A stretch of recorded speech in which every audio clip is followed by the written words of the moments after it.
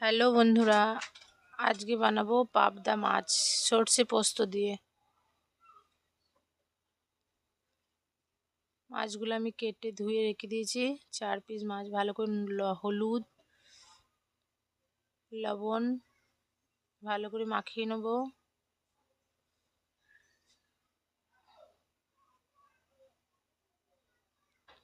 তেল গরম হয়ে গেছে, এবার ভেজে নেব।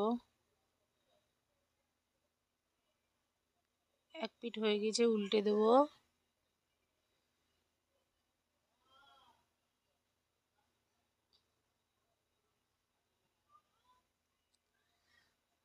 ভাজা হয়ে গেছে, এবার তুলে নেব।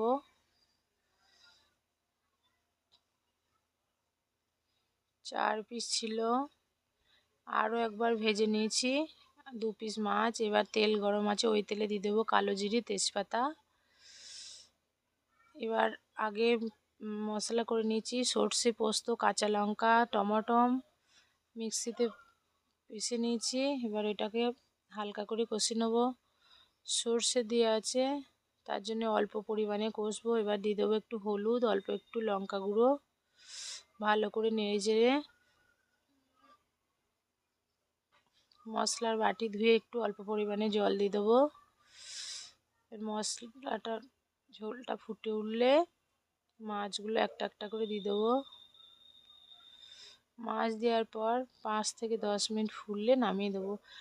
এই সর্ষে পাবদা মাছের ভিডিওটা ভালো লাগলে লাইক করো, শেয়ার।